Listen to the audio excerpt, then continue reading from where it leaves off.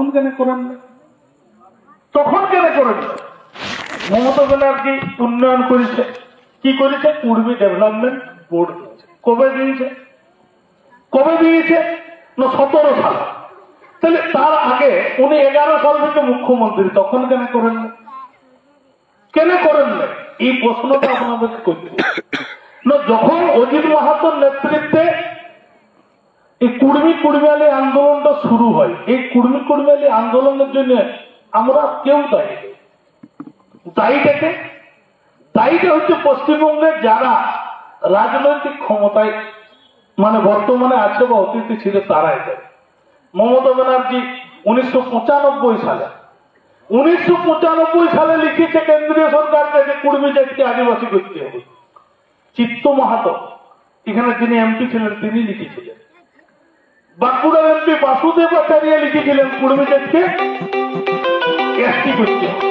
কিন্তু আমাদের JMM party Shibu Soren উনি লিখেছেন ভোট প্রচারে, আপনারা দেখেছেন 19 সালে বিজেপির যতগুলো এমপি পদপ্রার্থী সবাই লিখেছিলেন, তাদের ইস্তেহারে লিখেছিল লোকাল ইস্যু হচ্ছে কুর্মী জাতিকে এসটি করতে হবে। কিন্তু দেখা গেল তারা কেউ এসটি করার জন্য যে সরকারি পদক্ষেপ কেউ নেই, সরকারি পদক্ষেপ কেউ নেই। 2004 সাল থেকে যখন বিজেপি সরকার ছিল ঝাড়খণ্ডে, তখন তারা সুপারিশ করে সরকারি ভাবে পাঠাইল, কিন্তু 14 সাল পর্যন্ত মানে কেন্দ্রীয় সরকার কোন পদক্ষেপ করল। একটা আরটিআই করল কে না, আমাদের একটা অ্যাডভোকেট আছে সুনীল মাহাতো, সেই আরটিআই করার পরে পশ্চিমবঙ্গ, ঝাড়খণ্ড এবং উড়িষ্যা সরকারের ঘুম ভাঙছে। তার আগে কেউ করা। 14 সালে কেন্দ্রীয় সরকার যখন জানতে চাইল যে কুর্মীর কি বর্তমান স্ট্যাটাস আছে সেটা আপনারা পাঠান, পশ্চিমবঙ্গ সরকার তখন সিআরআই কে দায়িত্ব দিল যে কুর্মীর কি স্ট্যাটাস আছে আপনারা রিপোর্ট করুন। 15 সালে আমাদের রিপোর্টটা তৈরি হয়ে গেল, পশ্চিমবঙ্গ সরকার ঘুমাই গেল।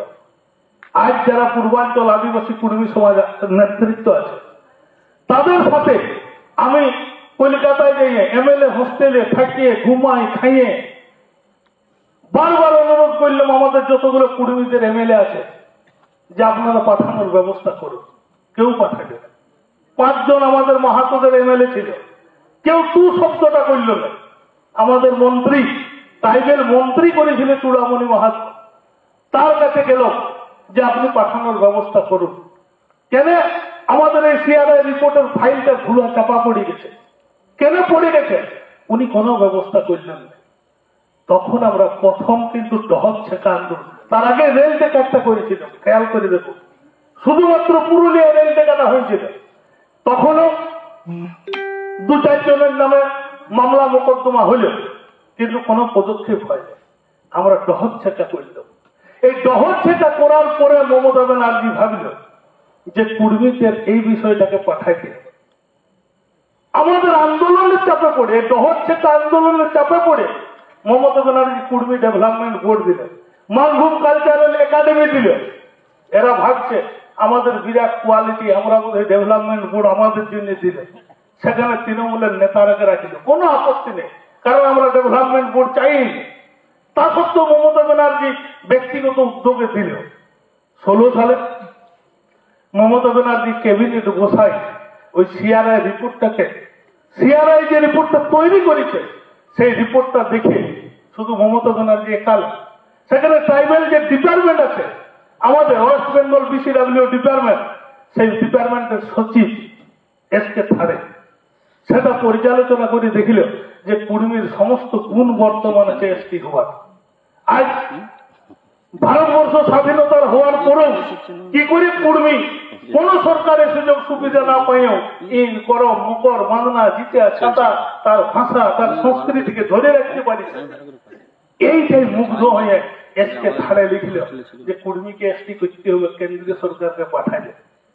মমতা ব্যানার্জি দেখল যে এদের যেহেতু সব গুণ আছে, উনার একটা দরকার ছিল নো অবজেকশন।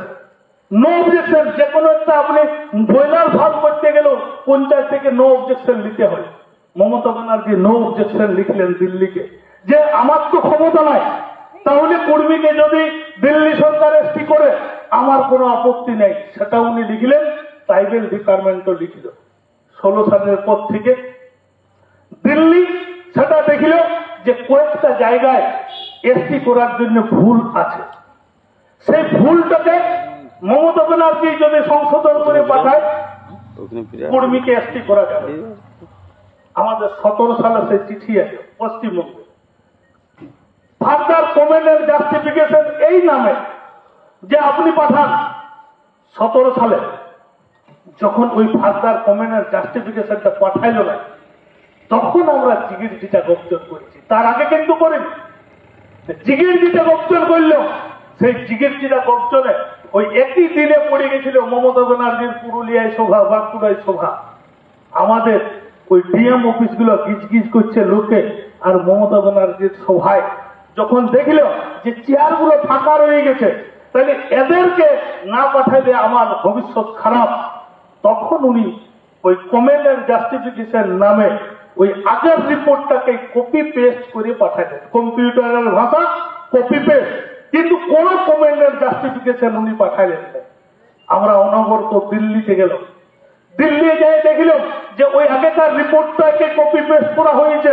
সেখানে আমরা স্বরাষ্ট্রমন্ত্রী থেকে শুরু করে সমস্ত মন্ত্রীর সাথে আলোচনা করে দেখলাম যে এইটা ঠিক নয়, ওই কমেন্ট এন্ড জাস্টিফিকেশনটা পাঠাইতে হবে। কিন্তু ইনারে আমরা যে অভিষেক ব্যানার্জির কাছে বসিল, মমতা ব্যানার্জির সাথে আলোচনায় বসিল যে আপনি কমেন্ট এন্ড জাস্টিফিকেশনটা কেন পাঠাচ্ছেন নাই। আমরা অভিষেক ব্যানার্জি কথা দিয়েছিলেন যে আপনারা দিল্লিতে যান, দিল্লিতে গিয়ে আন্দোলন করুন, আমি এখানে further comment and justification ready করে পাঠাই দিচ্ছি, আপনারা দিল্লি পৌঁছাবার আগে আপনাদের রিপোর্ট সঠিকভাবে পৌঁছবে। অভিষেক ব্যানার্জিকে বিশ্বাস করে দুটো ট্রেন ভাড়া করে প্রায় 2.5 কোটি টাকা খরচ, 2.5 কোটি টাকা খরচ, আমাদের যে খরচটা হয়েছিল দুটো ট্রেন ভাড়া করতে আমাদের 78 লক্ষ টাকা লাগিয়েছিল। প্রত্যেকটা লোকের খাওয়া দাওয়া প্রচার প্রসার, শেষে আমরা খাইতে পাইনি। এই মানুষটাকে দেখতে পাচ্ছেন আমজাদ কাজী, যখন আমরা খাইতে পাচ্ছি না, লাইন নিয়ে 10,000 লোকের লাইনের পিছনে লাইন দিচ্ছি, খাবার নাই, তখন এই আমজাদ কাজী একজন শিল্পপতিকে ডাকিয়ে আনি 2 লক্ষ টাকা দিয়া করাই, তবে আমরা খাইতে পাই। জানেন ওইখানে যারা লড়াই গেছিল তারা খাইতে পাইছিল এই লোকটার জন্য। এই লোকটা এত রকম ভাবে আমাদেরকে সহযোগিতা করেন এবং আজ পর্যন্ত আছে। কিন্তু আমাদের কিছু চাকরিকারী লোক আছে, কিছু দালাল লোক আছে, দালাল, সেই দালাল লোকগুলো অসম্মান করে এই মানুষটাকে। তখনই দুঃখ লাগে যে লোকটা নিজের চ্যানেলকে চালায়, কুর্মী এই আন্দোলনটাকে আজকে সর্বোচ্চ জায়গায় নিয়ে গেছে। কুর্মীরা যখন আন্দোলনে খেতে পায় না, তখন পর্যন্ত যে লোকটার সহযোগিতায় কুর্মীরা খেতে পাইছিল, সেই লোকটাকে অসম্মান করে এখানে আমাদের গায়ে লাগে। অজিত প্রসাদ মাহাতো 73 বছর বয়স, কি উচ্ছেদ ভাষায় আক্রমণ করেছে লোকটাকে। আমাদের নিজেদের লোক, কোন লোক নয়, যে কুর্মী এমন একটি যায় সেই খাগড়ির মতো, যে একটা খাগড়ি যদি উঠতে চায় ওই জলের বন্যার থেকে অন্য খাগড়িটাকে টানে নামানোর চেষ্টা করে। তো এই কুর্মীর কিছু আমাদের লোকেরা আছে যারা নিজেরা চাকরি বাকরি করে, কিন্তু ওরা জীবনে চায় নাই যে কুর্মীর উন্নয়ন হোক, কুর্মী এসটি হোক, সব কুর্মী একই লেভেলের জায়গায় পৌঁছাক, তারা কোনোদিন চায় নাই। সেই লোকগুলোই বিরোধিতা করে। আমাদের দেখেছেন কি অবস্থাটা ঘটাইছিল, যে অজিত মাহাতো নাকি খাবারের ট্রে উল্টায় দিয়েছিল। ওই লোকটাকে তো আমরা দেখেছেন কতটা দৈহিক ক্ষমতা, উনি একটা ট্রে উল্টাতে জীবনে পারবেন। খেচারি সহ ট্রে তো দেখেছেন, আমরা জোয়াররা ধরে তুলে নিয়ে যেতে পারিনি।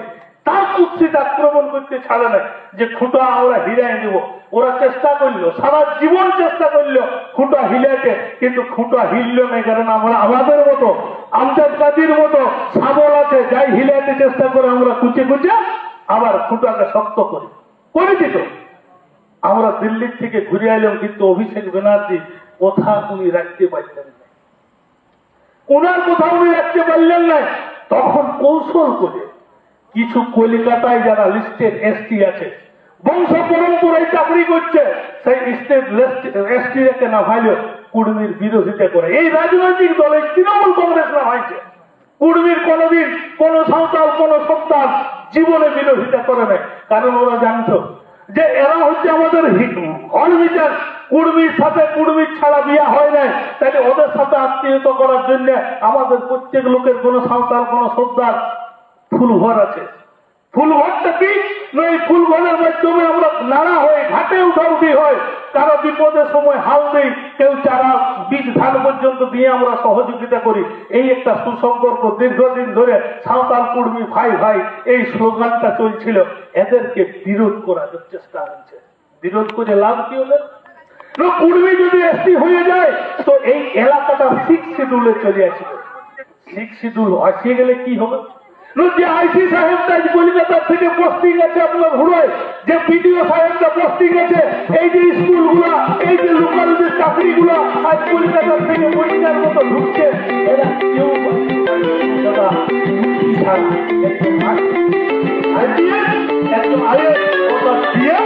এবং এসপি ছাড়া অন্য সমস্ত চাকরিগুলা হবে এই এলাকার লোকের। কলকাতার লোক খাবে কি করে? যদি পুরুলিয়া তাদের উপনবেশ শাসন চলে যায়, তার জন্য ওরা লোককে পেট্রোল দিয়ে, খাবার দিয়ে, ফ্রিতে বাস দিয়ে কুর্মীর বিরোধিতায় নামাইল এবং ওইটা দেখায় কুর্মীর এই যে আমাদের দাবিটা কমেন্ট এন্ড জাস্টিফিকেশন পাঠানো, সেই দাবিটাকে আটকায় রাখার চেষ্টা করল।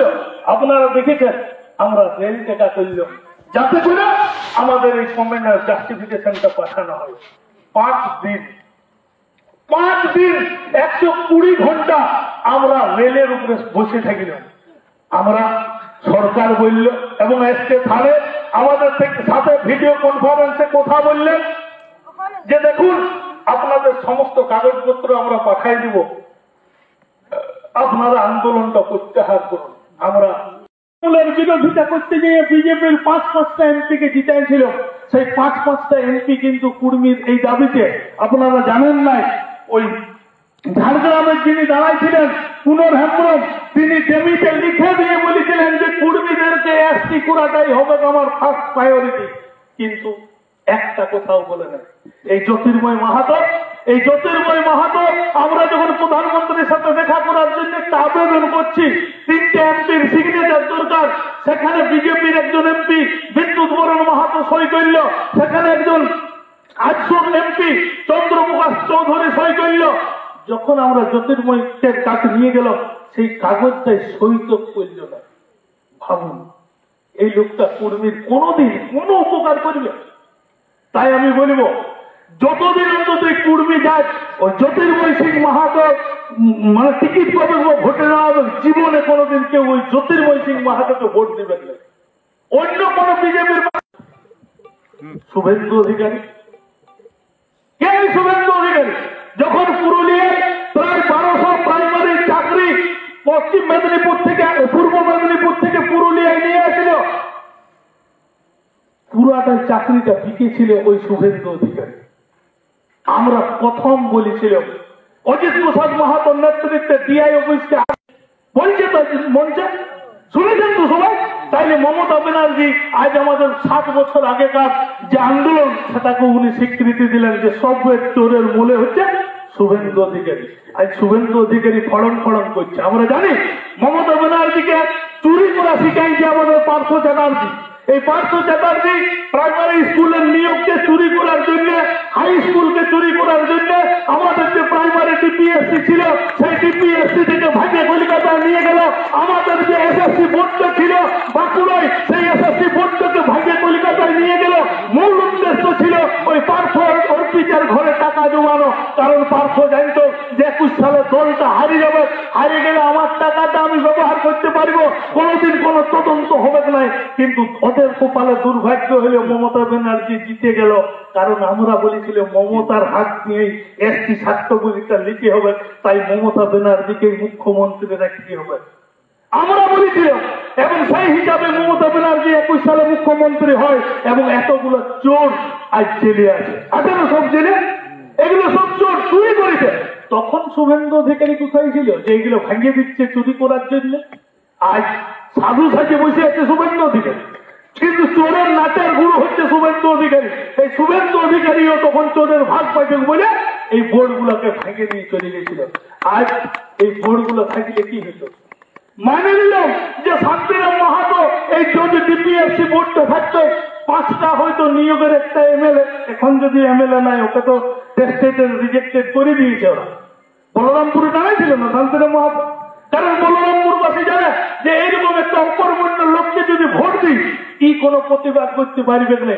দরকার ছিল তো এইখানে এমএলএ গুলো একদিনে যদি রিজাইন দিত যে না আমরা ডিপিএসসি কে তুলে নিয়ে যেতে দিব না আমরা এসএসসি কে তুলে নিয়ে যেতে দেবো না পশ্চিমাঞ্চলের আজ যে বাজেটটা কাটিয়ে নিয়েছে দেখেছেন 752.83 কোটি টাকা মাত্র বাজেট আছে আমাদের পশ্চিমাঞ্চল।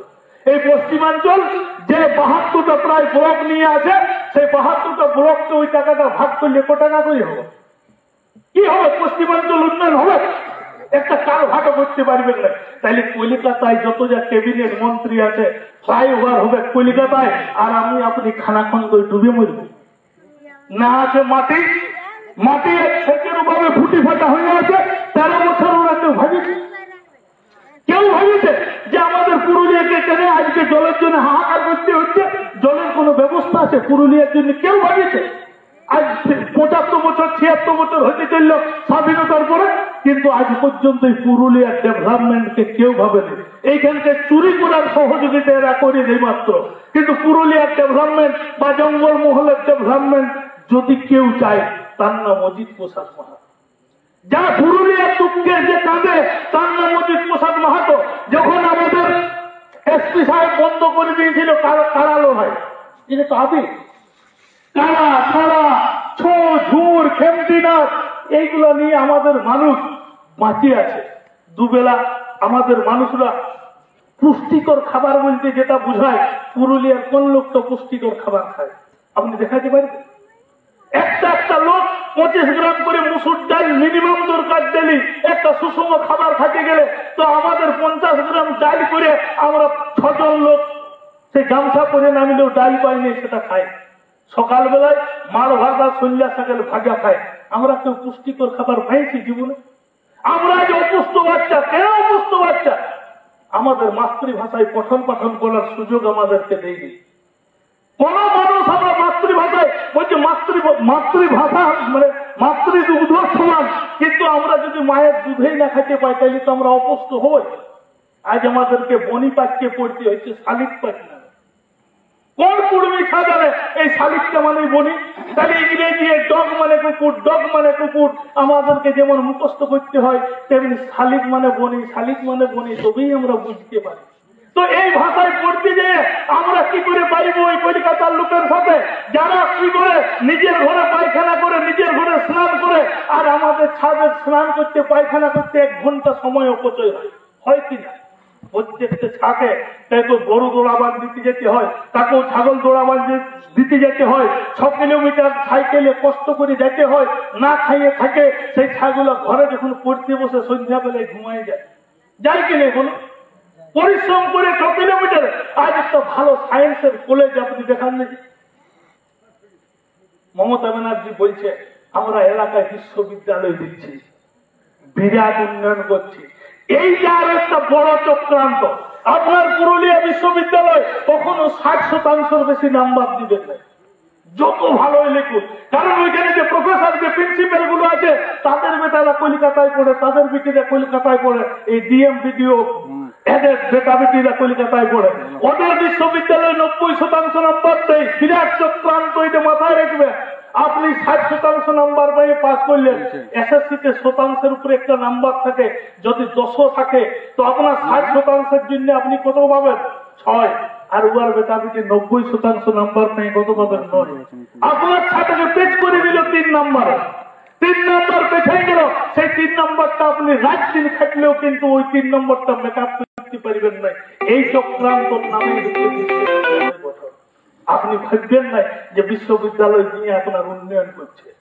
অনপরে নেই দাদা, এইগুলা হচ্ছে কলিকাতার লোকের, বুদ্ধিমান লোকদের চালাক লোকের চালবাজি, আর আমাদের পিছু বোকা লোকদেরকে পিছু ঘুরাচ্ছে। আজ আপনি শান্তিরাম মাহাতোকে ভোট দিলে বলিবেন মমতা ব্যানার্জির হাত শক্ত করুন। জ্যোতির্ময়কে ভোট দিলে বলবেন নরেন্দ্র মোদীর হাত শক্ত করুন, নেপাল মাহাতোকে ভোট দিলে বরুণ গান্ধীর হাত শক্ত করুন, রাহুল গান্ধীর হাত শক্ত করুন, আর অজিত মাহাতোকে ভোট দিলে জঙ্গল মহলের হাত শক্ত করুন। কারণ জঙ্গল মহলের লোকের দায়ভার নিয়ে অজিত মাহাতো দাঁড়াইছে, আর ওরা দিদি দাদা বা ভাগিনা কোথায় ওরা ভোটে দাঁড়াইছে, ওরা হচ্ছে আমাদের বোবা জামাই, বোবা জামাই। ওদের বাম্মা বড় বড় চাকরি করে, বড় বড় চাকরি করে। আপনি আপনার মেয়ের যদি বিয়া দিতে যান, আপনি জামাই খুঁজে গেছেন, জামাইটার বাবা মা কেউ রেলে, কেউ হাই স্কুলে মাস্টারি করে, আর ছেলেটা ললবক্ক বসে, তো আপনি কি ওই বিটির বিহাটা ওই ললবক্ক ছাতার সঙ্গে দিবেন? বাম্মায় যতই চাকরি থাকুক দিবেন কি? কেউ দিবেন না। তেমনি জ্যোতির্ময় মাহাতো, শান্তিরাম মাহাতো, নেপাল মাহাতোরা ললবক্ক বটে, এরা ওই দাদা দিদির বিরুদ্ধে কেউ কোনোদিন মুখ তুলে কথা বলতে পারবেন না, কোনোদিন মুখ তুলে কথা বলতে পারবেন না। আপনি যদি অনাহারে অর্ধাহারে মরেন, আপনার টোটাল চাকরি যদি লুট হয়ে যায়, আপনার পাহাড় যদি লুট হয়ে যায়, আপনার নদীর বালি যদি লুট হয়ে যায়, এখনো তো হচ্ছে, কোনো কথা বলে কত দূরে আছে নদী? কত করে বালির দাম? 2000, 2,500, 3,000 এখানে। তাই না?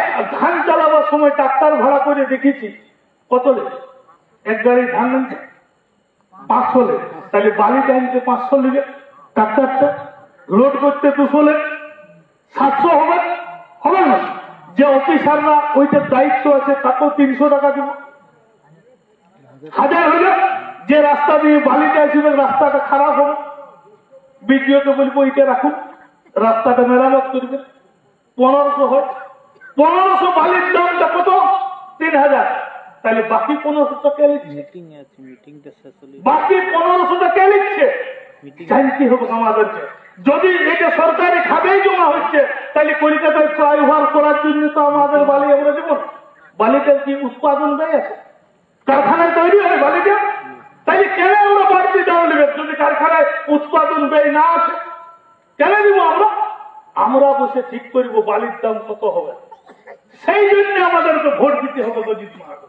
কারণ আমরা এটা যাতে দিব না, আমার এই কুলির জল বহে নদীর বালি হয়েছে, আমার ছাতের জল হয়ে বালি হয়েছে, আমার জমিটা আজ নদী হয়েছে, কলিকাতার লোকের জমি বসেছে, যেটা নদীতে বাড়ছে, আমার জমি তো আমি বাড়ছি, তাহলে আমার নদী আমার বালি, আমি কেন কলিকাতার লোকের দামে কিনবো? তোরা কলিকাতার লোককে যখন বিকবি বিকলো 5,000, 10,000, বেশ, আমাদের কোনো আপত্তি নেই। কিন্তু এই যে আমরা একটা প্রধানমন্ত্রী আবাস যোজনার ঘর পাইছি, মনে করুন আবাস যোজনার ঘর পাইছি, এই আবাস যোজনার 5 ট্রাক্টর বালি হয়তো দরকার, সেই 5 ট্রাক্টর বালিটা বিডিও জানে না যে ওই লোকটার 5 ট্রাক্টর বালি দরকার, কারণ ও আবাস যোজনার ঘর পাইছে, তাহলে বিডিওর কাছে লিস্ট আছে, বিডিও ওই লোকটাকে 5 ট্রাক্টর বালি 15 টাকা করে নেয়, কলকাতার লোকের কাছে বেশি নেই।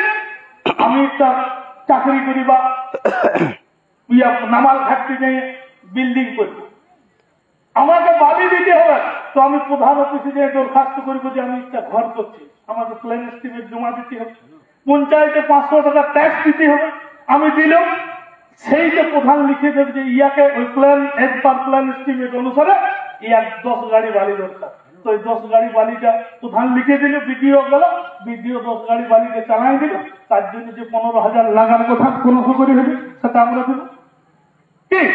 তাহলে বালিটা আমাদের ন্যায্য মূল্যে দিতে হবে, কারণ আমার বালি, আমার নদী, আমার ছাদের জন্য হয়েছে, এটা দিতে হবে। তো এই যে সিস্টেমটা, এইদিকে পঞ্চায়েত রায় বাড়বে, অনুমোদন নেবে, প্রধানমন্ত্রীর ঘরটা সঠিকভাবে হবে, যতগুলো ঘর আছে একটা কমপ্লিট হয়েছে, প্রধানমন্ত্রীর ঘর পাওয়া না হচ্ছে, কারণ বালি কিনতেই চলে যাচ্ছে আপনাদের এখানে 2,500, 3,000 বালি, আর একটু দূর দিকে যান 5,000, 6,000 করে, তাহলে ওর বালি কিনতেই ঘুরে যাচ্ছে। এদিকে শুভেন্দু অধিকারী আটকায় রেখে দিয়েছে আবাস যোজনার ঘর 3 বছর নেই, আছে কি? এনার্জি কাজ নেই 3 বছর, তো শুভেন্দু অধিকারী লঞ্চ আছে, ট্রলারের মালিক বটে, গোটা দেশে ওর পেট্রোল পাম্প আছে, ও কি বুঝবে গরিব মানুষের অভাবটা? আমাদের গায়ে গায়ে প্রত্যেকটা মোড়ে চা দোকান হচ্ছিল, নতুন নতুন দোকান হচ্ছিল, কোন জায়গায় এখন খাতা ছিল কেন? গ্রামীণ অর্থনীতিটা যদি কোন ডিপার্টমেন্ট ডেভেলপমেন্ট করেছিল সেটা হচ্ছে এমজি এনআরজি করেছিল। প্রত্যেকটা ঘর বছরে অন্তত 17 থেকে যারা নাতি ঢুকাইতে পারে 17 থেকে 18,000 পাচ্ছিল। সেই টাকা কিন্তু গ্রামীণ অর্থনীতিতে চাঙ্গা হচ্ছিল। যারা ইট ভাতা মানে আজ ইট ভাতাগুলো সব বন্ধ হয়ে গেছে। অনেক ইট ভাতা বন্ধ হয়ে গেছে কেন? ইটের দামটা বাড়িয়ে গেছিল এই আবাস যোজনার ঘরের জন্য বাড়িয়ে দিল। 4 থেকে ইট ভাতা চালু হয়েছিল। একটা ইট ভাটায় 6 মাস অন্তত 300 করে লেবার কাটে হাঁটে না প্রত্যেকটা ইট ভাটা। তাহলে কত লোককে শুভেন্দু অধিকারী কর্মহীন করে দিল। বলছে চুরি করেছে, হিসাব দেয়নি। আরে ভাই, চুরি করেছে যে চুরি করেছে তাকে জেলে দেয়। ওর জন্য আমি কেন দোষী? আজ 25,000 চাকরি দেখো 5,000 লোক চুরি করে ঢুকেছে। মমতা ব্যানার্জি ভাইকে ঘুষ নিয়েছে বা শুভেন্দু যাই হোক ঘুষ নিয়েছে। 16 সাল তখন শুভেন্দুও ছিল। তো 5,000 লোক ঘুষ নিয়েছে, তার জন্য 19,000 লোকের চাকরি পাবে। আমাদের কোন মেম্বার, কোন প্রধান এনআরজিএস বা প্রধানমন্ত্রী আবাস যোজনায় চুরি করেছে, যে চুরি করেছে তাকে জেলে ঢুকাক কেন? গায়ের সব লোককে 3 বছর ধরে কাজ থেকে বঞ্চিত করে রেখেছে। আমাদের তো অন্য কোনো কাজ নাই। আমাদের চাষের ওই 3 মাস ছাড়া কি কাজ করবো আমরা? আমাদের কলকারখানা নাই আছে পুরুলিয়া? কোন কলকারখানা আছে? তাহলে আমাদের কাজ নাই। আর এই কলকারখানা নাই, পরিবর্তে 7 টাকা ইউনিট মারছে ইলেকট্রিক। সারা ভারতবর্ষে কোথাও 1 ইউনিট বিদ্যুতের দাম 7 টাকা নাই। তার কারণ নেই, কারণ নেই। কারণ হচ্ছে বিদ্যুৎটা যে সরবরাহ করছে সে ওই গত 21 সালের ভোটে মমতা ব্যানার্জি যা খরচ হয়েছে সব এই পার্টি দিয়েছে ইলেকট্রাল বন্ডের নামে। লটারি, রিয়াল লটারি 600 পর্যন্ত কত দিয়েছে মমতা ব্যানার্জিকে? ওই হেলিকপ্টারে ঘুরছে ডিয়ার লটারি। এই ডিয়ার লটারি এলাকাটাকে ধ্বংস করে দিয়েছে। কর্মসংস্থান কি? ডিয়ার লটারি মুড়ে মুড়ে টেবিল পাশে বসে আছে।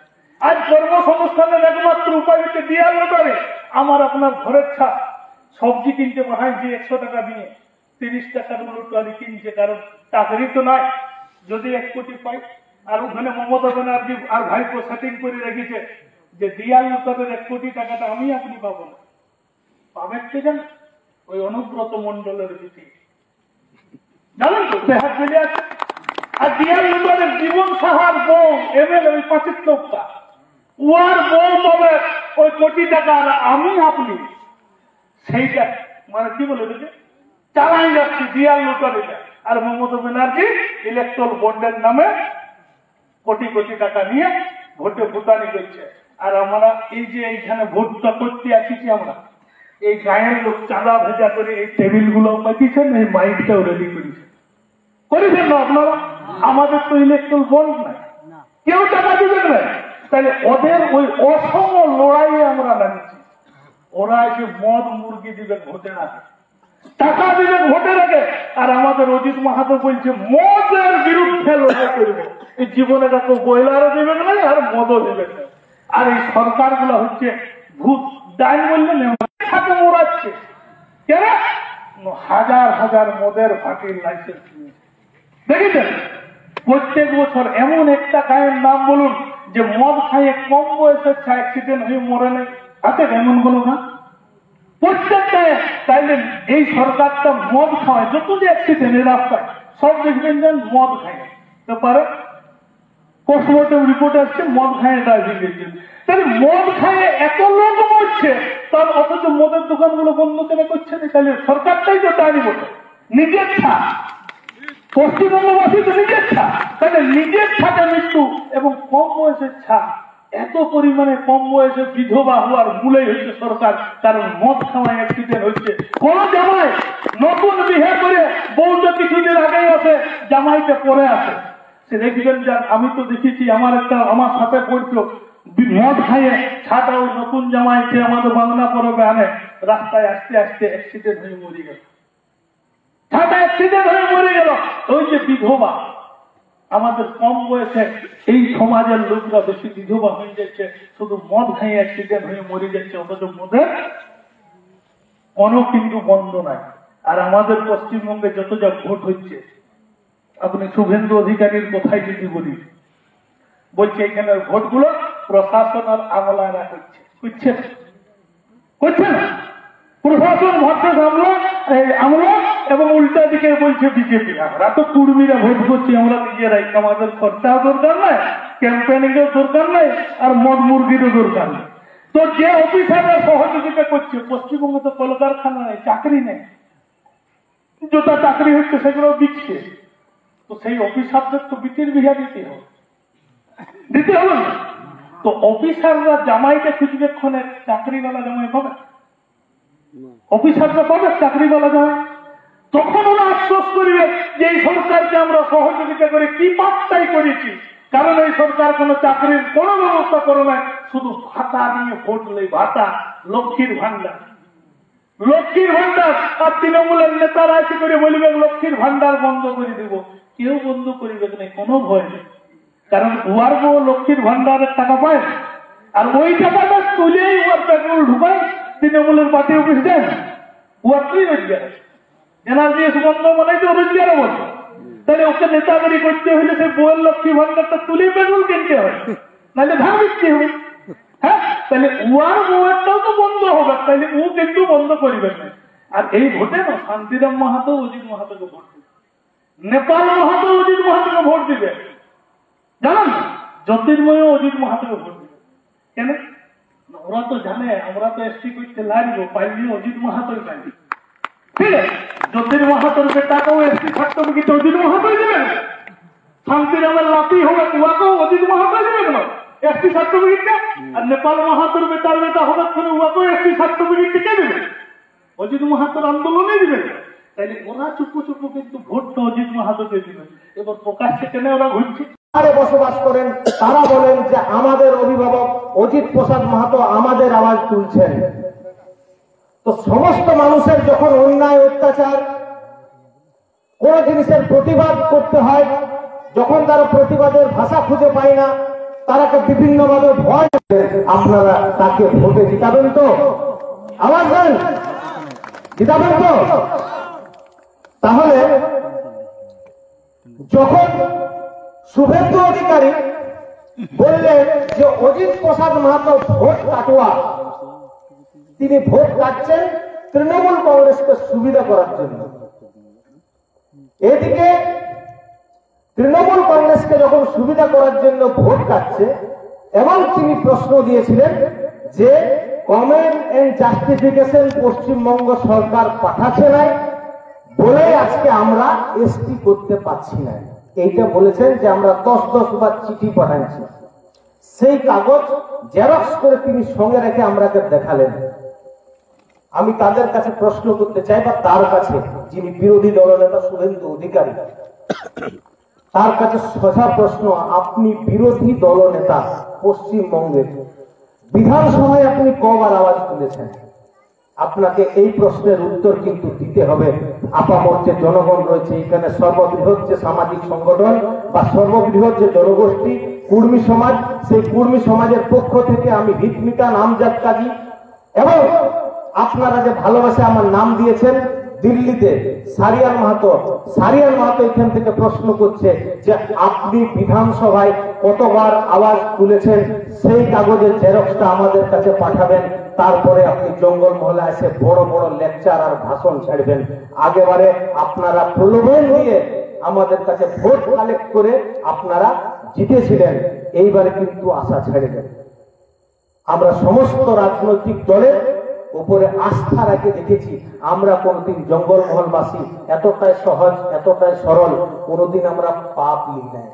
আমরা কংগ্রেস को জিতান দেখেছি, সিপিএম को জিতান দেখেছি, টিএমসি को দেখেছি, বিজেপি को জিতান দেখেছি। যখন কেউ আমাদের এখানে আমাদের ন্যায় হক অধিকারের আওয়াজ তুলে কথা করতে পারে না লোকসভায়, যে সমস্ত এমপিরাকে পাঠানো হয় সেখানে তারা পেছনে শিখলে এবং খৈনি বানায়, খৈনি খায় চুপচাপ খাইতে থাকে যে কি বলবেন, কি আমাকে পাশে কেউ বলতে বলবেন নাকি কি বাবা। কোনদিন দেখেছে যে আমাদের এমপিরা দাঁড়ায় 5 মিনিট বলেছে আমাদের হক অধিকারের জন্য? কোনো কিছু বিষয় নেই। আপনারা শুনেছেন কোনদিন আমাদের এমপিদের কোনো প্রশ্ন জোরালো? শুনতে পাবেন না, কারণ তারা কিছু জানে নেই বলতে। পাশাপাশি কিছু নেতা এখন বলতে শুরু করেছে যে একটা এমপি বটে, তো একাই যাই ওখানে কি ফাটানি দিবেন বলছে না? তো সেই সমস্ত বন্ধুরাকে বলবেন আপনারা যে জঙ্গলে একটা বাঘেই থাকে, লোকসভায় তিনি একটা বাঘ যাবে, যেটা কালো পাহাড়ের কালো চিতা অজিত প্রসাদ মাহাতো, সে কেমন ভাবে বাঘ ফলাতে হয়, লোকসভায় নিজের হক অধিকার আদায় করতে হয় জঙ্গলমহলবাসীর জন্য, সেইটা কিন্তু উনি বিভিন্ন রকমের দেখাচ্ছে। যখন পূরণ করেছেন সেটা করতে বাধ্য। আজকে যখন বলছে যে যদি আদিবাসী কর্মী সমাজ এবং হিতমিতানে যে অজিত প্রসাদ মাহাতোকে ভোটে না দাঁড় করেছ, তাহলে কিন্তু এখানে আমরা হারান দিতি। বিজেপি বিশেষ করে বলছে, টিএমসি বলছে আবার ও ভোট কাটছে, কংগ্রেসও আবার ও ভোট কাটছে। তো সবার কাছে আমি একটা চ্যালেঞ্জ দিয়ে গেলে এখান থেকে ফুলফিল হয়। আমি দায়িত্ব নিয়ে বলছি, এখানে উপস্থিত আছেন আমাদের কর্মী সমাজের নেতা তথা জননেতা সঞ্জয় মাহাতো, তাকে সাক্ষী রেখে, এখানে যুব সভাপতি আছে রাজ্যে, তাকে সাক্ষী রেখে আমি বলছি আমরা নমিনেশন ফাইল করব নাই। আমাদের আপনাদের কাছে দাবি আছে, জনগণ কার দিকে আছে সেইটা আপনাদেরকে প্রমাণ করতে হবে। আমাদের মতন জিগের জিগা গর্জন একটা করে দেখান দেখলো, পারবে? না কিছু বলো। আমাদের মতো রেড রিজার্ভ করে দিল্লি যে আন্দোলন করে দেখান দেখলো, তবে আমরা নাম দিব। আচ্ছা, এটা তাহলে আমাদের ভোট, আমাদের মতন মানে যত মানুষের মেন্ডেট, মানুষের ভালোবাসা, মানুষ যে আন্দোলন করতে জানে, পুরুলিয়ার মানুষ, তারা আন্দোলিত হয়ে, জঙ্গলমহলের মানুষ একত্রিত হয়ে যে হুলহুলির মাঠে যে জনসমাগম দেখাচ্ছে, 5টা ব্রিগেড এরকম ভরে যেত। তার অতগুলা লোক যখন আমাদের সঙ্গে আছে, অতগুলা ভোট যখন আমাদের, তখন অন্য লোককে মালিক বলে পাঠাবো কেন? আমাদের নিজের নেতা অজিত প্রসাদ মাহাতোকে পাঠাবো নাই কেন? এইটার উত্তরটা দেন। ঠিক কথা ছিল। তাহলে আগামী 25 তারিখ কোন প্রলোভনে পা না দিয়ে, কোন রকমে চানাচুর মার্কা নেতাদের কথা না শুনে, অনেক রকমের প্রলোভন দেবে, অনেক রকমের স্বপ্ন দেখাবে, আর বলবে ভোটটা দেয়, একটু ভোটটা দিয়ে দেন। ভোটটা অমূল্য ভোট, এই ভোটটা যেমন তেমন চানাচুর মার্কা নেতাদেরকে দিবেন না। আপনাদের কাছে হাত জোড় করে এখানে বলে যাচ্ছি, এইবারে বাঘের বাচ্চাকে ভোটটা দিয়ে দেন এবং দেখুন আপনাদের আন্দোলন, আপনাদের ন্যায় এবং বিচারের জন্য তিনি হক আওয়াজ তুলছেন কিনা। ঠিক তো? তাহলে সময় খুব কম আছে। আমি পরবর্তীকালে আবারও আসবো আশেপাশের গ্রামগুলায়, তখন আবার